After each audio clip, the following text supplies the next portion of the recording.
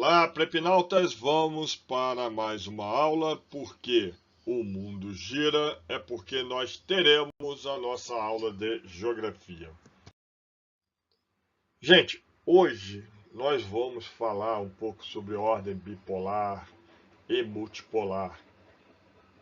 Vocês podem estar pensando, caramba, mas isso é aula de história.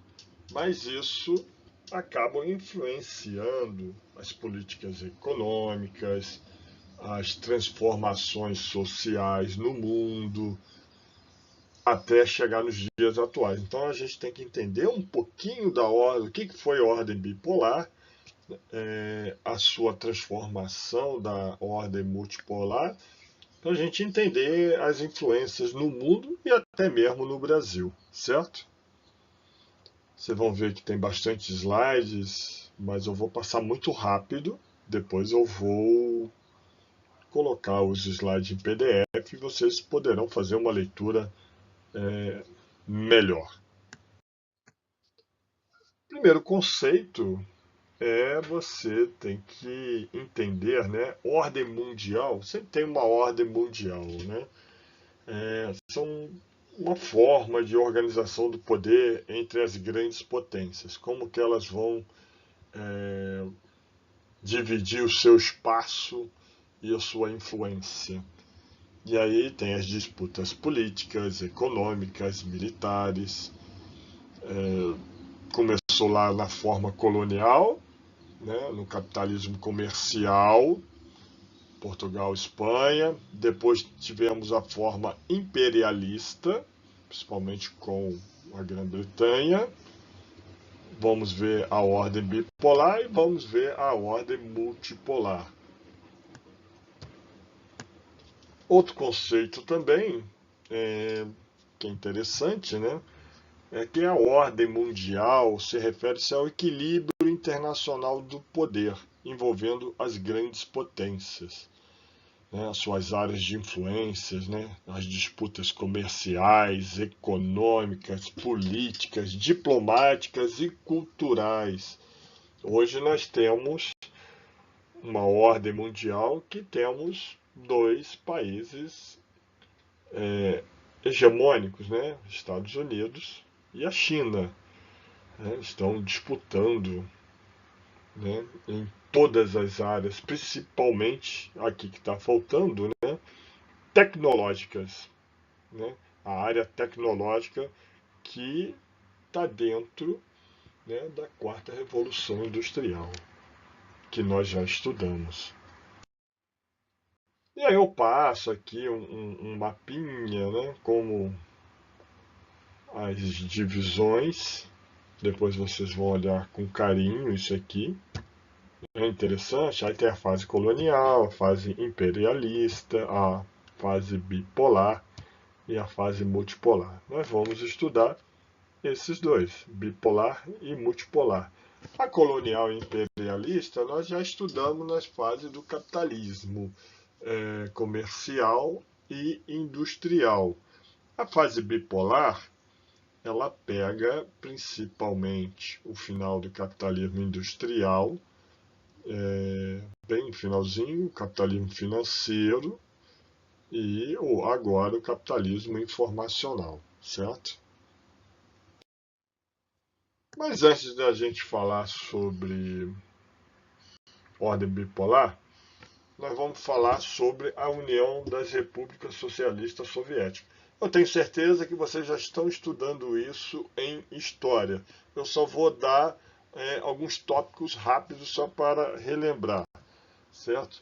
Ela foi criada em 30 de dezembro de 1922, formada por 15 repúblicas, né, entre elas a Rússia maior, e que controlava. Ela tinha uma extensão muito grande, era o maior país do mundo, certo? E era uma potência mundial na ordem bipolar. E ela foi dissolvida em dezembro de 1991. Ela era o exemplo do socialismo real, certo? A gente vai dar uma olhadinha sobre isso. Então, o mapa A gente vê lá, hoje nós temos esses países independentes, né? Alguns em guerra, né? Como a Ucrânia, né? Letônia, Lituânia, Estônia, tem uma história também que nós iremos verificar. Agora, a Rússia, antes da Revolução Russa, então era um governo absolutista aqui do czar Nicolau II. A Rússia tinha uma economia agrária e atrasada, tinha uma desigualdade social muito grande, camponeses e operários em extrema pobreza e repressão política e ausência de direitos. Então, um verdadeiro caldeirão para transformações sociais e econômicas. E com isso veio a ascensão do socialismo, principalmente com Lenin, certo? Que era um defensor das ideias marxistas. E a Rússia, né, com uma crise econômica, fome e miséria, uma insatisfação popular com o czarismo, você já deve ter estudado isso em história, influência das ideias socialistas e marxistas, um desgaste causado pela Primeira Guerra Mundial, porque a Rússia ela entra na guerra contra a Alemanha, mas aí o exército muito atrasado, armamento atrasado e problemas na economia, ela perde o armistício, ela sai da guerra, mas ela sai desgastada. E em 1917, os bolcheviques tomam o poder, a Revolução Russa. E aí, né, ideias de socialismo. Né? Temos o socialismo utópico, que são ideias quase impraticáveis, né? Precisa de uma sociedade perfeita. Seria muito bom se todo mundo, né, ganhasse, todo mundo tivesse as riquezas, né, a riqueza fosse dividida, mas isso tem um problema, né? O ser humano. Depois vem o socialismo científico marxismo, que dá a base teórica, conjunto de ideias e formulação, como o Estado deve proceder na cultura, na educação, na economia, né? É o trabalho de Karl Marx. E temos o socialismo real, o que realmente aconteceu, né? Principalmente após a Revolução Socialista Russa. Né? Esse modelo se expandiu depois para a Segunda Guerra, né? Após a Segunda Guerra Mundial, e a gente vai ver. As características mais comuns dos regimes socialistas é a sociedade sem divisão de classes, né? Pelo menos é essa ideia, a socialização dos meios de produção. Então, é uma produção que é dividida, uma economia planificada. Então, o Estado é responsável pelo todo o planejamento da economia, tudo que vai acontecer, e toda a atividade é controlada pelo Estado, não só a industrial, como a educacional, a social, tudo é controlado pelo Estado. O socialismo, né, é uma etapa de transição onde o Estado, controlado pelos trabalhadores, socializa os meios de produção para reduzir desigualdade com remuneração baseada no esforço. Não é assim que todo mundo ganha, você tem que trabalhar, certo? E o comunismo é o estágio final, uma sociedade sem classe, sem Estado e sem propriedade privada, onde a riqueza é distribuída pela necessidade de cada um. O que é a necessidade de cada um? Fica meio complicado, né?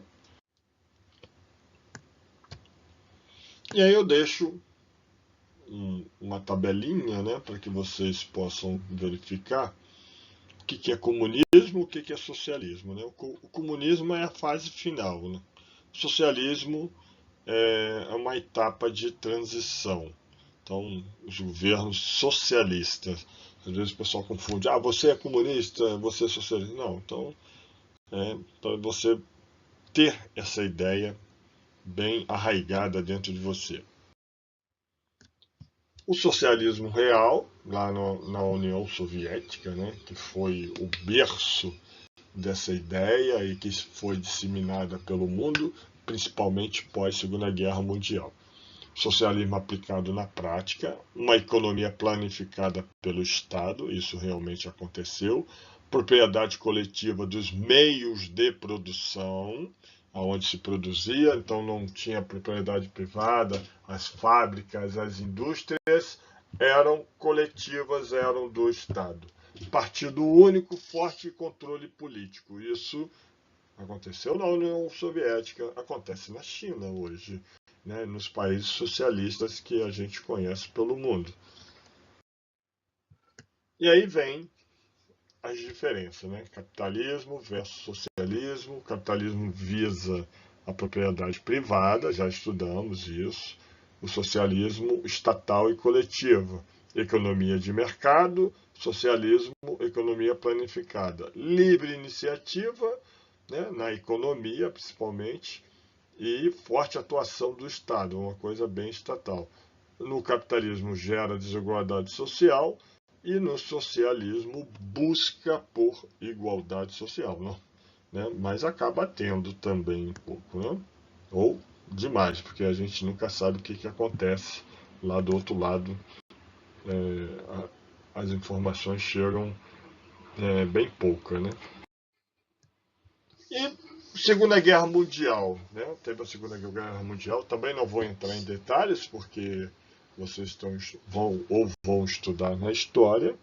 Então houve a Segunda Guerra, né? Tem os países do eixo, Alemanha, Itália e Japão, e países aliados, Estados Unidos, União Soviética, França e Reino Unido. O que é interessante é que esses três aqui, Estados Unidos, França e Reino Unido, são países capitalistas. E tinha o país socialista, e eram antagônicos e bom, trabalharam, foram, né, é, entraram na guerra como aliados. Isso que é importante você saber. Eu separo aqui a Conferência de Yalta. Então temos aqui Winston Churchill, o presidente Roosevelt e Stalin. Né? Eles se reuniram em fevereiro de 45, né? Uma reunião realizada na Crimeia. Em fevereiro de 45, a guerra ainda não tinha terminado, mas já estava se finalizando. O pessoal sabia que a Alemanha iria perder. Tanto é que o dia da vitória, dia 8 de maio. E aí o que ficou decidido? Que a Alemanha seria dividida entre 4 países. Ficou decidido a criação do nono da ONU, e que o leste europeu, aqueles países que a União Soviética foi libertando ou foi entrando, seriam libertados pelo Exército Vermelho, né? Embora já, né, Stalin já tinha pensado sobre a influência da Polônia. A Polônia não fazia parte das 15 repúblicas. E a Guerra do Pacífico, né, que é do Japão, né, Estados Unidos e Japão. A União Soviética concordou em declarar guerra ao Japão, mas ela não entrou na guerra, né? Isso que é importante você saber. Mas declarou guerra. Depois, em agosto, julho e agosto, já tinha terminado a guerra. E aí, o que acontece? O da Inglaterra já não era mais o Churchill, era o Clement Attlee. Nos Estados Unidos era o Harry Truman, porque o presidente Roosevelt tinha falecido. E o único que permaneceu foi Stalin. Isso deu para ele uma certa influência e uma certa vantagem nessa reunião, né? Porque os outros dois não tinham participado. O que ficou decidido, né? A tirar as ideias do nazismo, a desmilitarização, né? Principalmente na Alemanha, né? Foi tratado o Tribunal de Nuremberg, aonde era para julgar os crimes de guerras. Foi aqui que Truman falou que tinha uma bomba atômica, mas né, falou para o Stalin que era uma arma, mas Stalin já sabia, né, porque aquelas questões de espionagem ele já sabia. E aqui o pessoal fala que foi o início da Guerra Fria, porque, né, a guerra já estava vencida e aí as influências e os interesses de cada um falou mais alto. Então foi o marco da Guerra Fria, né, que é um dos nomes, né, dessa ordem bipolar. Por que que dá ordem bipolar? Porque o que que acontece? Tanto a França como o Reino Unido, que saem vitoriosos junto com os Estados Unidos, mas eles saem enfraquecidos, né? Porque a guerra foi no território deles. Né? Saem enfraquecidos porque depois eles têm que reestruturar toda a sua economia, né? É, porque foi destruída, né, pelas bombas, e com isso Estados Unidos e União Soviética ressurgem. Uma expressão cortina de ferro surgiu porque a União Soviética, quando ela entrou para entrar na Alemanha, ela foi, né, tinha alguns países que estavam sob o domínio alemão. E aí ela foi entrando e foi ficando, né?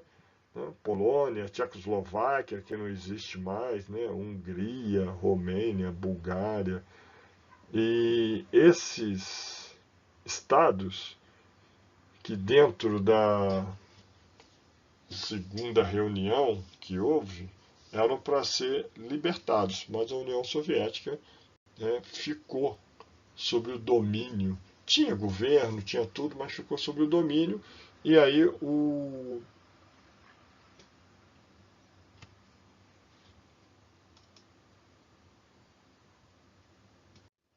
Churchill resolveu, né, resolveu não, falou, ó, tá se formando uma cortina de ferro, né, fruto, né, que o que já iria aparecer na ordem bipolar, porque a União Soviética e Estados Unidos foram os países, né, vitoriosos.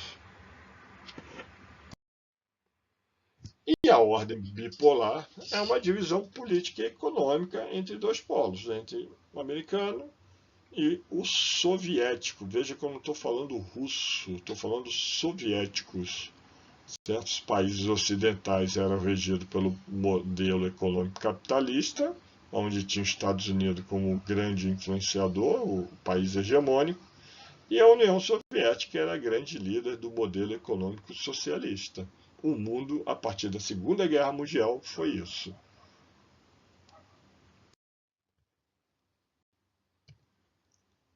E aí criou-se o leste europeu, ficou todo sob o domínio da União Soviética. Esses tracejados aqui são aquelas repúblicas que pertencem à União Soviética. Tá? E aí, outros, né, saber diferenciar cortina de ferro eram os países satélites, né? Alemanha Oriental, Polônia, Tchecoslováquia, Hungria, tudo sobre a orientação da União Soviética.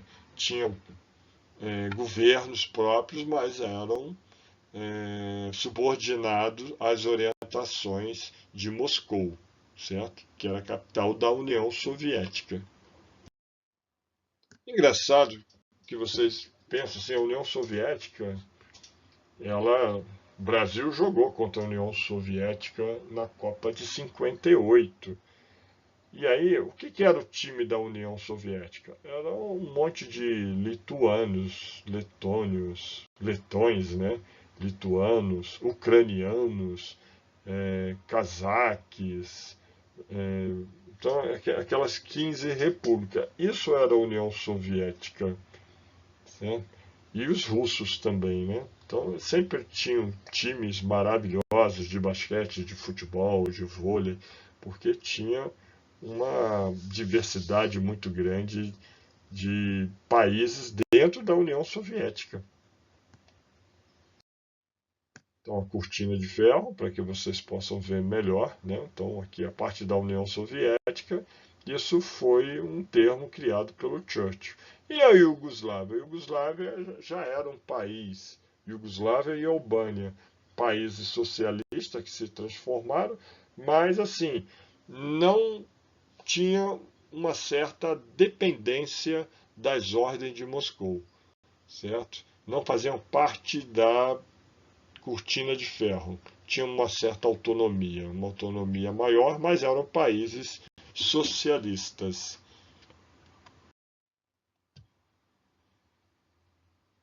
A Alemanha, como vocês sabem, ela foi dividida, né, em Alemanha Ocidental, que era capitalista, e Alemanha Oriental, que era socialista. E tinha a cidade de Berlim, que ficava dentro da Alemanha Oriental. Essa cidade, ela foi dividida em quatro, né? A parte soviética, a parte francesa, inglesa e americana. Isso logo após a Segunda Guerra Mundial, tá certo? Vou falar sobre ela daqui a pouco, mais uma vez. Então, o sistema capitalista, né, a ordem bipolar, né, a Guerra Fria era o sistema capitalista versus o sistema socialista. Né? E a Guerra Fria, né, era um período de tensão entre os Estados Unidos e a União Soviética, que durou de 1947, desde que a Conferência de Potsdam foi em 45 ainda, mas 47 começa já realmente os períodos de tensão. Não tinha guerra direta entre eles dois, até porque eles tinham bombas nucleares, então eles ficavam influenciando, né, certas regiões, e os conflitos eram indiretos em várias partes do mundo. Eles ficavam apoiando certos governos ou certos movimentos revolucionários. Os dois, tá? Dos dois lados.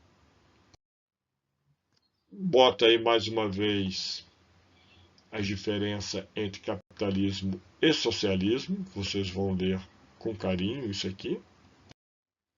Mais um quadro com as diferenças. É importante você saber, né, a diferença entre o capitalismo e o socialismo.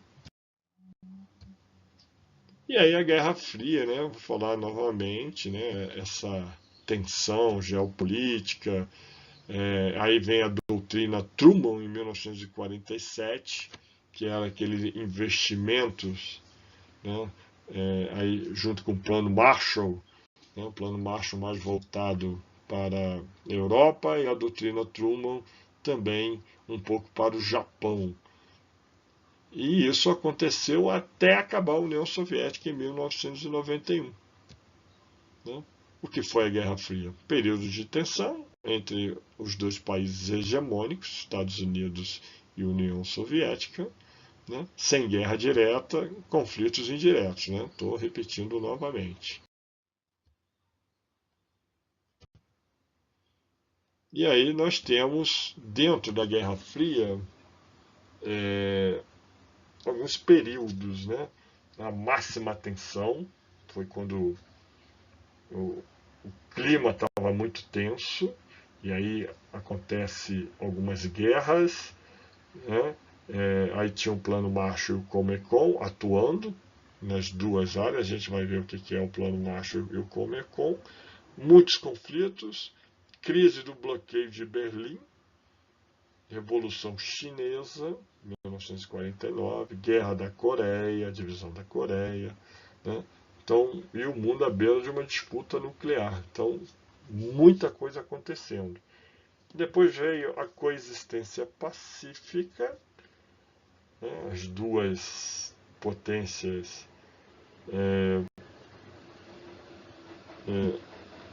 já tinham controle da questão das armas nucleares, mas nunca utilizaram, mas faziam muitos testes isso, para demonstrar força. Criação do Muro de Berlim em 1961. Veja bem, Berlim foi dividido em quatro. A Alemanha foi dividida em duas, e Berlim fica dentro da Alemanha Oriental. E aí só em 61 que houve a criação do muro. E a gente vai ver por quê, né? Então, Guerra do Vietnã, crise dos mísseis de Cuba, vários conflitos no Oriente Médio, continentes africano e americano, aqui também teve aqui, né, a nossa questão da Revolução Democrática, alguns chamam de ditadura militar, ainda não está muito acertado, porque tem muita gente, né, que influenciou essas atividades e estão vivas, né? E acordos de não proliferação nuclear em 68. Então, com isso, eles viram que se eles continuassem com essa tensão, a coisa não ia acabar bem nem para eles, nem para o mundo. E depois volta-se já no final, quase no final da década de 70 até 90, né? Volta novamente um certo clima de tensão até o fim do sistema socialista na União Soviética, né? E a União Soviética já começa a demonstrar alguns sinais de fraquezas, basicamente pelo poder econômico, não pelo poder militar. E aí eu boto esse infográfico, é interessante vocês saberem o que vai acontecendo. A ordem bipolar tem essa característica do conflito político ideológico, né, e militar, né? Então a ordem bipolar ela fica com essa característica, com a ideologia. A ideologia era mais importante. A ideologia era mais importante que a economia, e isso fez com que a União Soviética se extinguisse, porque ela se preocupava mais com a ideologia do que com a economia, principalmente com a economia interna. Tá? Então nós temos períodos de tensão, né, da ordem bipolar, o bloco ocidental, o bloco oriental ou socialista, coexistência pacífica, equilíbrio do terror, né? Era o conflito entre o oeste e o leste, não tinha conflitos armados diretos, já falei, era tudo indireto. E esses camaradas ficavam lutando em vários campos, né, de atuação, né, geopolítica, econômica, diplomata, tecnológicas, bélicas. A geopolítica era que a disputa na ordem bipolar era política ideológica e tinha o padrão poder bélico.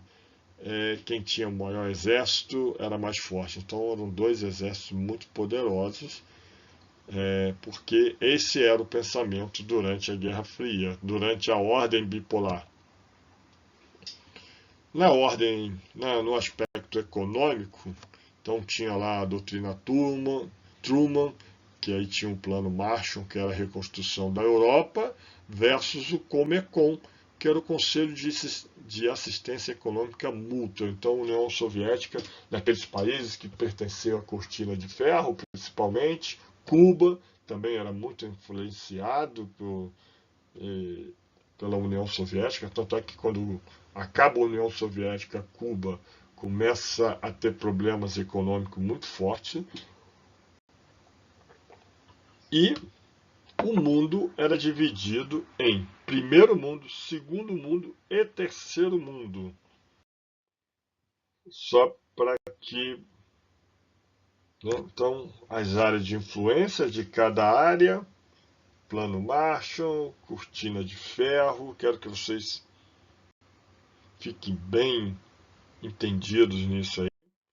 E aí, o nosso mundo, né? Tinha falado que o mundo, quando eu estudava geografia, tinha a idade de vocês, esse era o mundo. O primeiro mundo eram os países capitalistas, países envolvidos capitalistas. Então, América do Norte, Europa e Austrália. O segundo mundo eram os países socialistas.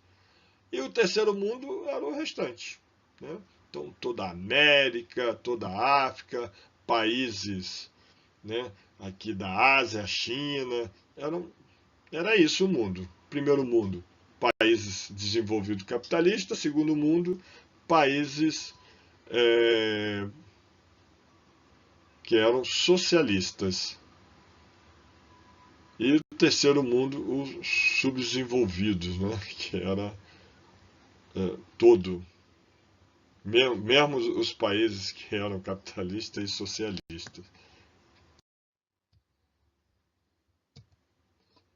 Na área diplomática, né, esse pessoal ficava tentando interferir em assuntos internos nas suas áreas de influência, e na parte tecnológica também houve muita rivalidade, né?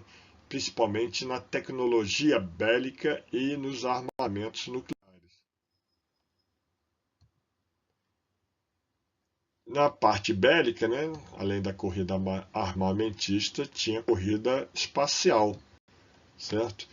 Que, primeiramente, a União Soviética sai muito à frente dos Estados Unidos, e os Estados Unidos só consegue ficar na frente após chegar na Lua, em 69. Aí tinha os pactos das alianças militares, a OTAN, que é capitalista, e o Pacto de Varsóvia, que era socialista. Então, volto aqui novamente na corrida espacial. A União Soviética foi o primeiro a mandar um satélite, foi o primeiro a mandar um ser vivo, que era um cachorro, foi o primeiro a mandar o homem, e aí só em 69, né, com a viagem à Lua, que os Estados Unidos consegue equiparar-se, né, e ficar à frente da União Soviética. Então, só para vocês aqui, quem era da OTAN e quem era do Pacto de Varsóvia, cortina de ferro, estou repetindo novamente. E aí, né, essa ordem bipolar, entra aí o Gorbachev, ele já pega a União Soviética em crise. Você lembra que eu falei que assim que o poder ideológico era mais forte do que tudo, né? O poder ideológico se transformava no padrão militar, né? Quem tinha o maior exército. E principalmente a União Soviética, ela não cuidou bem da parte econômica, porque o que interessava era a ideologia, a ideia do socialismo, aonde todos vivem bem, aquela coisa toda. Mas não era bem assim, né? Tanto é que o Muro de Berlim foi criado em 61, porque boa parte, quem morava na parte oriental, né, na parte socialista, fugia para a parte ocidental. E aí foi criado o Muro de Berlim, quase 20 anos depois da Primeira Guerra. E aí surge o Gorbachev, tentando salvar a União Soviética. Ele cria a Perestroika e a Glasnost. A Perestroika era em relação à economia, uma abertura capitalista. Ele viu que tinha que fazer abrir a economia, não poderia ficar com a economia fechada. Existia um ditado que falava o seguinte, que a União Soviética ela construía foguetes para ir à Lua, mas ela não conseguia construir uma bicicleta, porque tudo era voltado para a ideologia, nada era voltado para a economia interna, para o mercado. E a Glasnost, que é a transparência, a liberdade de expressão, uma coisa que não tinha, né, principalmente nos períodos mais tenebrosos do Stalin, né, principalmente do Stalin, que ficou mais tempo no poder, certo? Nós vamos ver isso aqui agora direitinho. Então, perestroika e glasnost, né? O principal motivo disso era salvar o socialismo, mas acabaram destruindo a União Soviética. Né? Queriam modernizar a economia soviética, tornar o sistema mais eficiente, reduzir os gastos militares e recuperar a confiança da população. A perestroika, né, é voltada para a economia, e a glasnost para a política. A perestroika buscava elementos de mercado na economia, que era planificada, aumentar a produtividade, reduzir o controle estatal. Então, tudo o Estado se metia, aí você sabe que era uma burocracia muito grande. Qual foi o problema? Né? Que o sistema socialista não estava preparado para uma transição gradual. O que aconteceu realmente? Enfraqueceu o controle do Estado, não criou um mercado funcional e gerou uma desorganização econômica, escassez, inflação, gerando uma piora da vida cotidiana da população. Muita fila, escassez, aumento de preço. E a glasnost? Liberdade de expressão, acesso à informação, debate político e crítica ao governo. Você imagina você vivendo 80 anos sob repressão e de repente você tem essa liberdade. É lógico que isso, né, o pessoal começou a querer saber sobre crimes do período stalinista, muitas pessoas desapareciam, para onde iam essas pessoas ninguém sabia, corrupção do Estado, ineficiência do sistema. O resultado foi uma perda da legitimidade do Partido Comunista.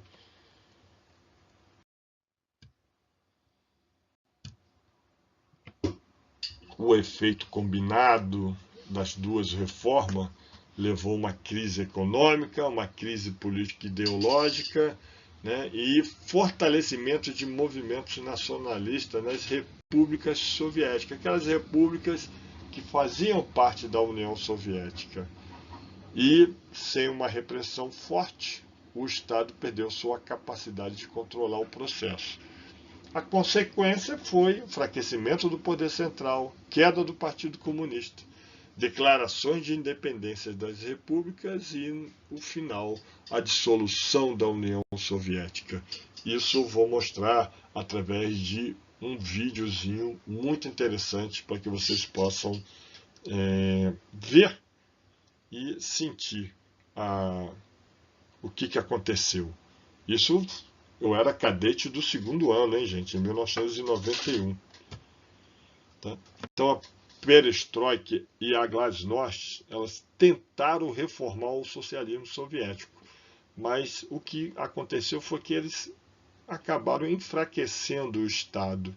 Isso aí gerou crises econômicas e políticas e uma insatisfação popular muito grande, e aí o sistema entrou em colapso. Então, primeiramente, antes do fim da União Soviética, já vinha apresentando certos desgastes e certos enfraquecimentos. Uma delas foi o fim do Muro de Berlim e a unificação da Alemanha em 1989. Isso já demonstrou que o sistema socialista já não estava mais fortalecido, já estava enfraquecido. A causa das crises, principalmente governos muito autoritários, pouca liberdade de expressão e crise econômica. Né? Lembrando que era muito gasto militar, porque era dentro do padrão ideológico. Né? O padrão militar era o mais importante. Então, os primeiros sinais se manifestaram dentro da Alemanha Oriental, Hungria e Polônia. Tem na Copa de 1982 um jogo que é emblemático, que é Polônia versus União Soviética, né, que foi um jogo emblemático. Eu já tinha 82, aqui já é 89, 90. Consequências da crise, né, derrubada do Muro de Berlim, a abertura das fronteiras húngaras com o Ocidente, eleição do primeiro governo não comunista na Polônia, é o Lech Wałęsa. Vocês vão estudar tudo isso aí. E com o fim da União Soviética, né, a Guerra Fria, aqueles estados que faziam parte, aquelas repúblicas que faziam parte, acabam independentes, né, em virtude das causas, né, muita corrupção, a reforma política e econômica, né, a Glasnost, no caso aqui, e a perestroika forem ineficientes, o atraso tecnológico, principalmente das suas indústrias, porque a ideia era só o gasto militar. Produção agrícola insuficiente, indicadores sociais de muita pobreza. Então, em suma, muita insatisfação e gerou, né, o fim da União Soviética. Né? E aí surge vários países. Certo? E aí surge a CEI, que é um bloco econômico, vocês vão ver aqui. Então, consequência, o fim da ordem bipolar, novas fronteiras do continente europeu e o surgimento da CEI. O que é a CEI? Né? Extinção do Pacto de Varsóvia, né? Aquele que rivalizava com a OTAN. A OTAN continuou, o Pacto de Varsóvia foi extinto. Declaração de independência das repúblicas soviéticas, surgimento de 15 novos países, né? Desses 15, certo? Houve a SEI, a comunidade SEI, porque o que acontece, gente? Esses países ficaram anos sob o domínio da Rússia, então eles não queriam assim, se desvincular rapidamente, porque eles sabiam que ia dar problema. Tá? Das 13, 11 aderiram, menos aqui Letônia, Estônia e Lituânia, né? Pela forma que elas foram inseridas na, na União Soviética, pelas repressões, certo? Aí esses estados não aderiram à SEI, não quiseram aproximação com a Rússia, tá? Então, só para vocês terem essa ideia, né? Estabelecer um sistema econômico e de defesa das antigas repúblicas, em virtude da grande tempo de influência, né? E da sua grande dependência econômica também. Né? E o Brasil na Guerra Fria? Certo? O Brasil, na Segunda Guerra Mundial, lutou do lado dos aliados. Após a guerra, teve sua expansão de industrialização financiado pelos Estados Unidos. Na Guerra Fria, né, nos períodos de batalhas das ideologias, né, nós falamos que teve principalmente os governos, né, em 64, né, Revolução Democrática ou início da ditadura militar, né, mas na América do Sul, vários, né, em função dessa influência americana, e começou a ter a influência socialista, então teve governos anticomunistas, né, antissocialistas. Tá? E o Brasil pertencia ao bloco capitalista no terceiro mundo, isso só para que vocês tenham essa ideia no período da ordem bipolar, no período da Guerra Fria. E aí acaba a Guerra Fria, que tinha a questão do poder bélico, entra o mundo multipolar, que aí passa a ser o poder econômico e tecnológico. Apesar de aparecer os Estados Unidos como nação hegemônica, ela que meio que divide o mundo, né? Estados Unidos aqui para a América, Europa controlando a parte oriental e África, e o Japão controlando aqui a Oceania. Veja aqui a Rússia e a China, principalmente a Rússia, que era um grande poder, né, que era o poder central da União Soviética, ela é meio que deixada de lado nesse mundo multipolar. E isso faz, né, é um dos motivos dos conflitos hoje da União Soviética com a Ucrânia. Né? E a China também, né, não ainda na década de 90, não tinha ainda esse poder de influência, apesar que sempre foi um país muito grande e com muita influência nessa área aqui da Ásia. E aí começa, através da ordem multipolar, o avanço da globalização, que nós iremos estudar numa aula específica. E aí no final do século XX, né, na década de 90, né, com o fim da União Soviética, né, acaba a ordem bipolar,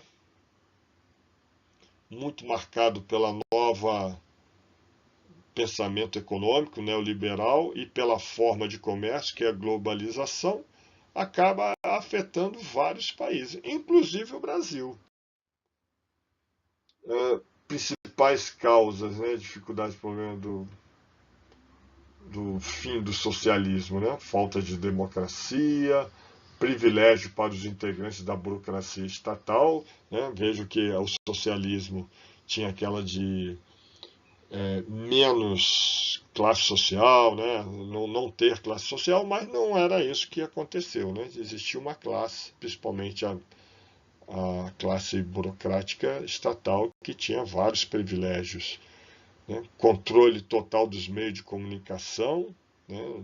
Tirando a liberdade de expressão, falta de liberdade religiosa, baixos salários da população. Isso tudo leva ao fim do socialismo, né? E aí vai crescendo a nova ordem mundial. Atraso tecnológico, aí eu já falei, né, que a União Soviética mantinha satélites, estação orbital, mas não conseguia construir uma bicicleta, e porque faltavam investimentos na área sociais, né, e na produção de mercadorias. Um isolamento econômico dos países socialistas. Tanto é que eu boto aqui, ó, na Olimpíada de 80, houve o boicote dos países capitalistas. O Brasil foi, tá? O Brasil, mas grande parte dos países capitalistas não foram. O Brasil, sempre numa diplomacia neutra, acabou indo. Em 84, os países socialistas não foram. O Brasil também foi, tá? Ganhou até algumas medalhas. Joaquim Cruz. Então, a antiga ordem mundial o mundo era bipolar, capitalismo versus socialismo, disputa ideológica e geopolítica. Novamente, o mapinha de o que aconteceu. Novamente, isso aqui é para que você possa verificar, né, o mundo multipolar. Como é que era o mundo multipolar pós-Guerra Fria. E aí a nova ordem mundial, né, o mundo multipolar, remete ao fim da Guerra Fria, o fim da União Soviética, com vários centros de poderes, e a característica, uma globalização da economia através dos avanços tecnológicos e a diversidade cultural, né? Você entrar em contato com diversas culturas. Isso não quer dizer que não haveria a questão de você disseminar a sua cultura. Então, novamente, na ordem multipolar, vários centros de poderes. Dentro desses novos centros eram tradicionais já, Estados Unidos, que já era hegemônico antes, o Japão, com apoio dos Estados Unidos, e a Europa Ocidental, que era capitalista. Tinha a Europa Oriental, essa ficou em defasagem, né, em termos de tecnologia, em termos de economia. Então, a parte da Europa Ocidental, né, eles começam a ter uma maior influência. E com isso começa a aparecer novos centros de poder, porque houve muita, na globalização, a desconcentração industrial. Várias empresas transnacionais buscaram outros locais para poder produzir, e com isso a China reacende como um grande estado influenciador, né? E começa a formação de blocos econômicos, porque a economia passa a ser importante dentro dessa nova ordem. União Europeia, Mercosul, NAFTA. Então, os países começam a se juntar para criar um fortalecimento da sua economia através dos blocos econômicos. Então, fim da ordem bipolar, né? A formação da nova ordem mundial é com o fim da ordem bipolar. A nova ordem mundial ela é multipolar, é o poder econômico e tecnológico que substitui o poder bélico, e surgem novos centros hegemônicos, né? Os Estados Unidos, que já era, a União Europeia, através do seu bloco econômico, Japão, a ascensão da China, né? Veio tudo isso na nova ordem mundial, atrelado ao novo estilo, né, econômico que era a globalização, né? A integração dos mercados, avanços tecnológicos, intensificação dos fluxos de capitais, mercadorias e informações, certo? Globalização e neoliberal, redução do papel do Estado, que faz parte do capitalismo informacional, privatizações, abertura econômica, livre circulação de capitais. Né? A nova ordem mundial é globalizada, é competitiva, orientada pelo neoliberalismo. Eu coloco aqui a conferência de Bandung, que é uma conferência já... Ela ocorreu lá na década de 50, tá? Dos países da África, alguns países dos Estados Unidos, da África e da Ásia, porque eles estavam conseguindo a sua independência, mas na verdade estavam tendo que fazer uma escolha, né? Ou socialista ou capitalista. E eles estavam questionando isso. Pô, acabamos de sair de um período de colonialismo e vamos para um novo período, é isso mesmo? Então eu vou deixar aqui para vocês dar uma lidinha. É importante, né? O que foi discutido lá em Bandung? A defesa da soberania nacional, cooperação entre os países do terceiro mundo, crítica ao imperialismo, neutralidade na Guerra Fria, que foi muito difícil disso acontecer, principalmente na África. Né? E aí a origem do movimento dos países não alinhados. Foram muito poucos. E o Brasil?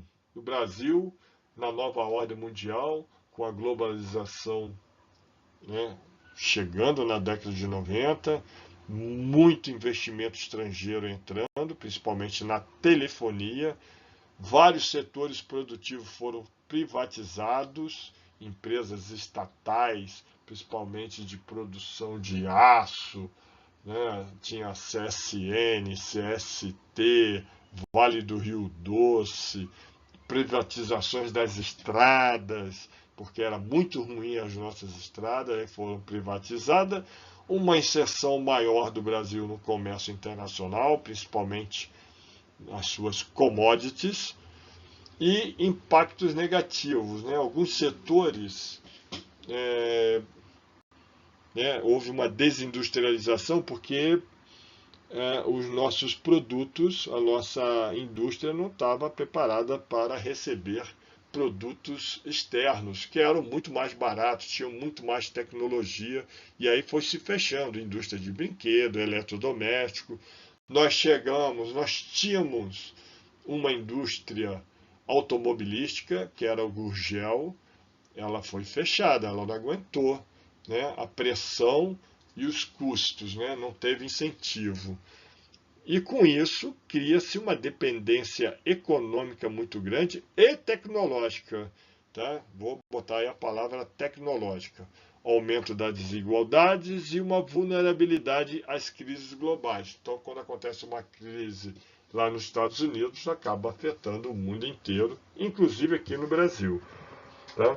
Então, hoje a conexão são crises econômicas, desemprego, inflação, dependência das commodities. Então, essa dependência das commodities acaba até fazendo uma desindustrialização no Brasil, tá? Que isso é perigoso.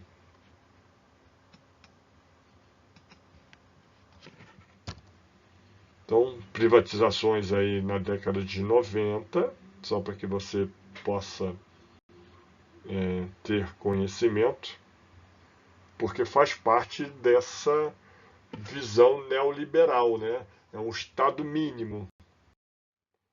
Né? Os impactos econômicos, né? Uma relativa desindustrialização, uma reprimarização da economia através do agronegócio. Isso é importante, né? Principalmente quem vai fazer prova na ESA, ter esse conhecimento. Os impactos sociais, né, novas relações de trabalho, né, eles chamam de precarização do trabalho, as relações entre trabalhador, né, nem sempre favoráveis ao trabalhador, vulnerabilidades às crises globais. Então, isso tudo aí foi um pensamento, foi tudo pensado principalmente por Milton Santos. E aí a gente entra nos exercícios para a gente terminar a nossa aula. A velha ordem mundial foi marcada pela bipolaridade entre os blocos capitalista, americano, Estados Unidos, e socialista, União Soviética, definindo o período de Guerra Fria. Já a definição da nova ordem mundial é marcada e definida como letra A, B, C, D ou E. Então, quem marcou, atenção, dá uma lidinha rápida, mas quem marcou? Letra A, tá certo. Então, a nova ordem mundial, que é uma ordem multipolar, ela surge após a queda da União Soviética em 91, com vários centros de poder e forte globalização econômica e cultural.